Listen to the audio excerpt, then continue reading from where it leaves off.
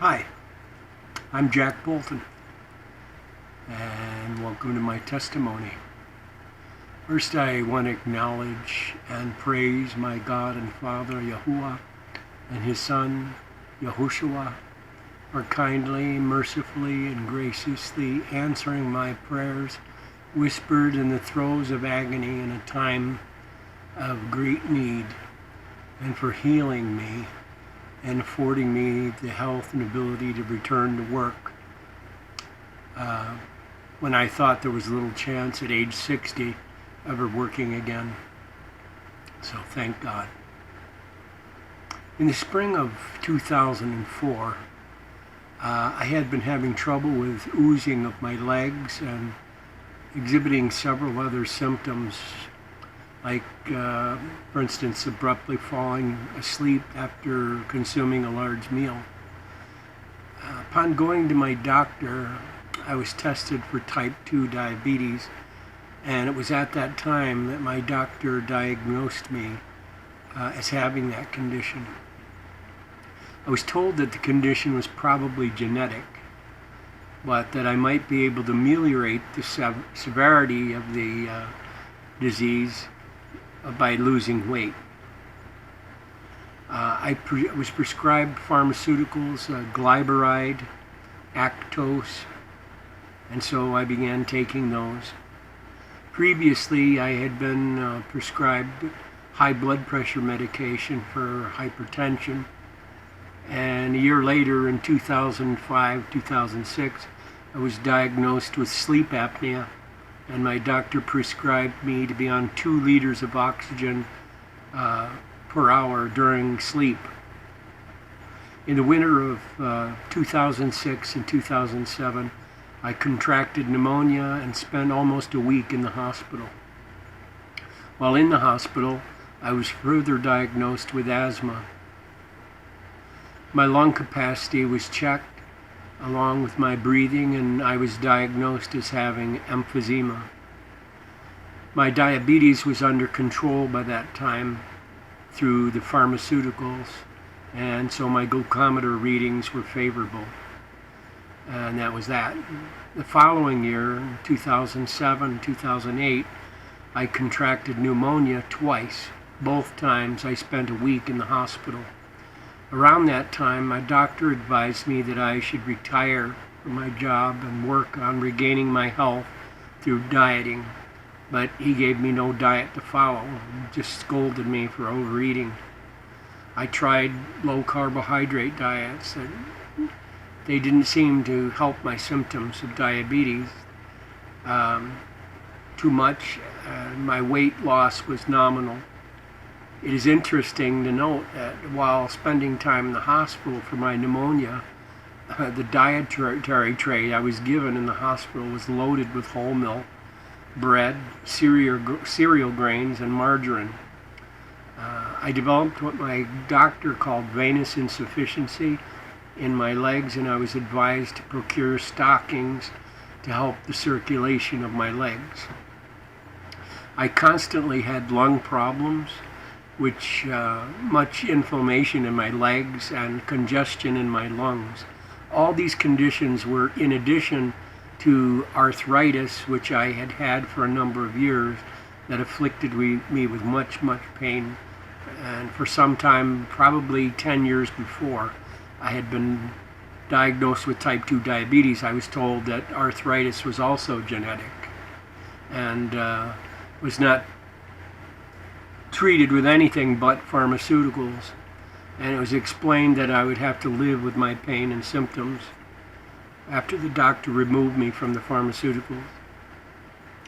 At the time I contracted arthritis, I was working as a salt miner, and I was forced to take upwards of 20 aspirin per shift just to be able to do my job. The arthritis afflicted me in my feet, my ankles, my hips, my back, and my shoulders. But this was just something I needed to live with, according to the doctor. At the time the doctor advised me to retire, he diagnosed me with COPD and told me that I would be dead in a couple of years if I wasn't able to lose some weight. He often chided me for overeating. As a young boy, I had had mumps and scarlet fever and had completely lost the hearing in my right ear to nerve deafness. My temperature had been 106 degrees for about 48 hours. My parents didn't know what to do. And the doctors, the MD doctors, advised them to merely watch me to make sure that I didn't lapse into a coma. I was 8 years old at the time.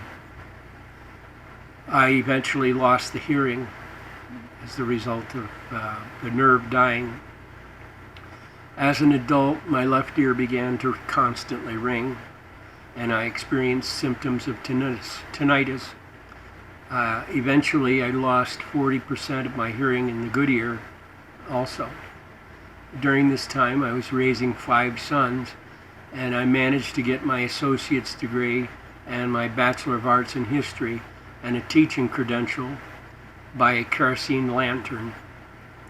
At that time, I was advised to retire. In 2007, I had been working as a tutor for about 6 years at the local school district in a residential home for juvenile delinquents and PINS kids. I hated to leave my job because I was really enjoying it, but this was my doctor's advice. So after only 6 years of working for the school district, I retired. During that time, I waited for the approval of my Social Security disability. It became necessary for me to use oxygen intermittently during the day, not only merely at night when I slept. I continued to have severe colds, flu, and asthma symptoms, and got out of breath just going from one end of my house trailer to the other to go to the bathroom. And I lived this way for several years.